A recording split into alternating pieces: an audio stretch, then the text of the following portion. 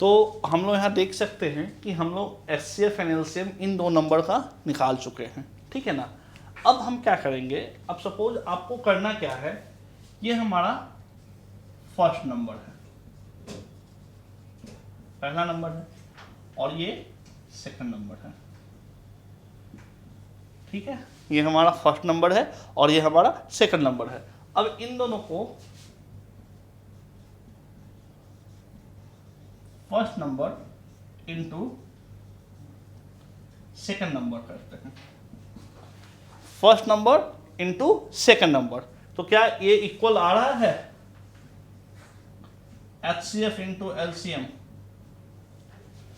हमने क्या किया, इन दोनों नंबर का मल्टीप्लाई किया, फर्स्ट नंबर को सेकंड नंबर से मल्टीप्लाई किया और इक्वल टू लिखा है HCF इनटू LCM।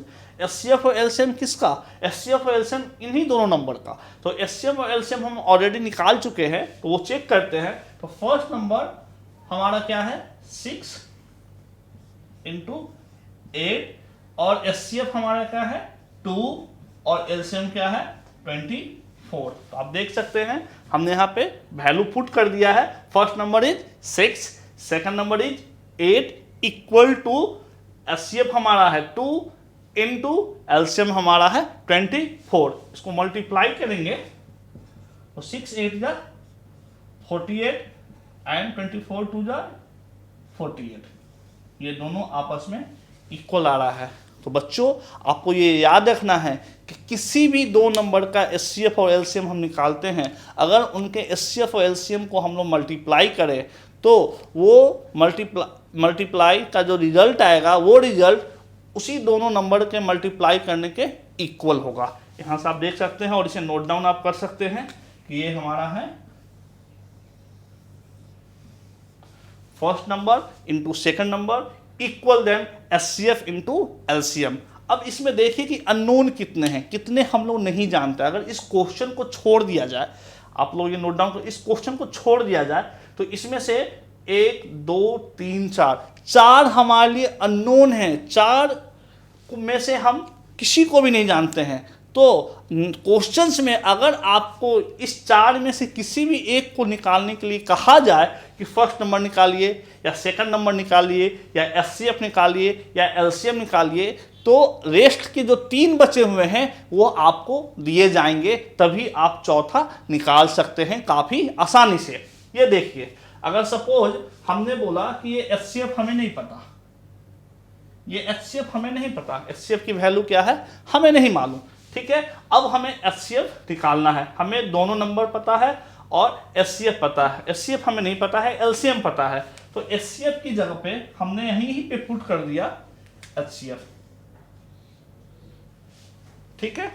तो हमारा क्या आ जाएगा, अगर आप देखें तो सिंपल इसे हम सॉल्व कर रहे हैं। यहाँ पे 6 8 जा 48 इक्वल टू HCF इंटू 24। इस 24 से हम यहाँ पे मल्टीप्लाई कर रहे हैं, तो ये 24 अगर इस साइड आ जाएगा तो हमारा HCF इक्वल टू हो जाएगा 48/24 और ये मल्टीप्लाई करके आ जाएगा आपका 2। हम ऑलरेडी ये फाइंड आउट कर चुके हैं कि हाईएस्ट कॉमन फैक्टर क्या था, उसकी वैल्यू 2 ही थी, और हम इस तरीके से यहाँ वैल्यू फाइंड आउट कर सकते हैं, 2 हम लोग निकाल सकते हैं। ठीक है बच्चों, ये समझ में आ गया। आपको याद रखना है first number into second number equal to HCF into LCM, ये दोनों आपस में इक्वल होते हैं। ये क्वेश्चन है बच्चों जिसे आप लोग को सॉल्व करना है, ठीक है। अपने उत्तर पुस्तिका में फर्स्ट नंबर हमें गिवन है 96, सेकंड नंबर हमें गिवन है 404 और हमारे HCF गिवन है 4। तो आपको LCM फाइंड आउट करना है। LCM आप फाइंड आउट कैसे करेंगे, first number into second number equal then HCF into LCM, then LCM equal to first number into second number upon HCF करके आप जो फॉर्मूला आपको अभी बताया गया है उस फॉर्मूले के मदद से आप LCM फाइंड आउट करेंगे। ठीक है बच्चों, आप इसे सॉल्व कीजिए। डेसिमल तो आप लोग बचपन से पढ़ते आ रहे हैं, डेसिमल के बारे में पढ़ा होगा कि डेसिमल को आप लोग लिख सकते हैं किस तरीके से, पढ़ किस तरीके से सकते हैं, कैसे उसका एक्सपेंशन करते हैं। डेसिमल के बारे में आप लोग अच्छे तरह जानते हैं मेरे बच्चों, वेरी गुड। तो डेसिमल जो है कुछ एग्जाम्पल लेते हैं हम डेसिमल का। सबसे पहले तो डेसिमल का एग्जाम्पल लिया तो देखिए पहला एग्जाम्पल हमने लिया 1.02, एक एग्जाम्पल ले रहे हैं 1.343434 सो ऑन, एक एग्जाम्पल हम लोग ले रहे हैं 1.23459378 सो ऑन, ये चलता जा रहा है। तो एक एग्जांपल क्या लिया हमने 1.02, एक एग्जांपल 1.343434, ये कंटिन्यूअसली चलता जा रहा है। सेकंड थर्ड क्या लिया हमने 1.23459378 ये भी रुकने का नाम नहीं ले रहा, ये भी चलता जा रहा है।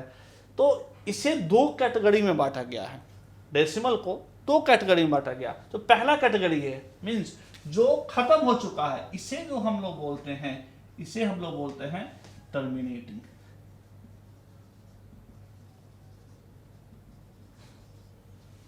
ठीक है, ये टर्मिनेट कर जा रहा है तो टर्मिनेटिंग कहलाएगा। और ये दोनों टर्मिनेट नहीं हो रहे, चलता जा रहा है, तो इन दोनों को बोला गया है नॉन टर्मिनेटिंग।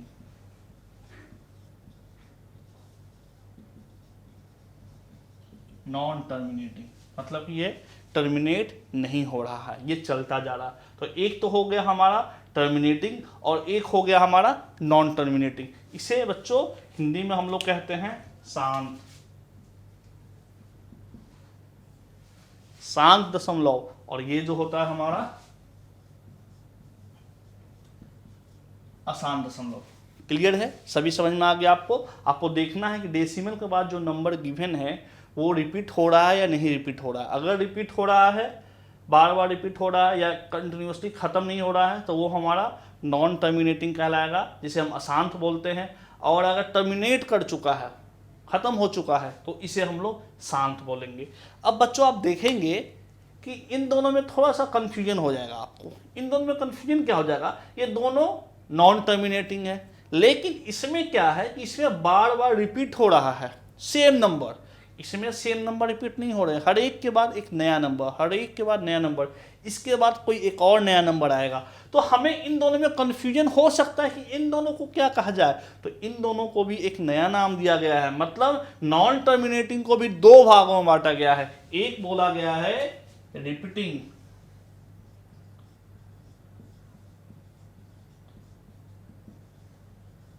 और एक बोला गया है नॉन रिपीटिंग।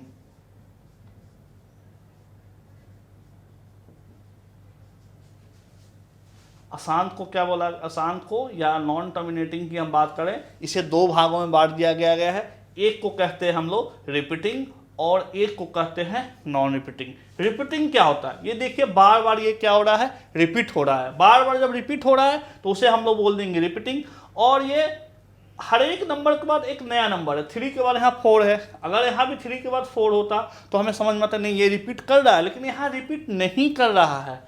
ये नॉन टर्मिनेटिंग में नॉन रिपीटिंग है, तो इसे हम लोग बोलेंगे नॉन टर्मिनेटिंग रिपीटिंग, इसे बोलेंगे नॉन टर्मिनेटिंग नॉन रिपीटिंग। इसे हिंदी में हम लोग कहते हैं रिपीटिंग को आवर्ती, और इसे बोलते हैं अनावर्ती। ये होता है हमारा आवर्ती और ये हमारा कहलाता है अनावर्ती। ठीक है, समझ में आ गई बात। तो ये हमारा डेसिमल था।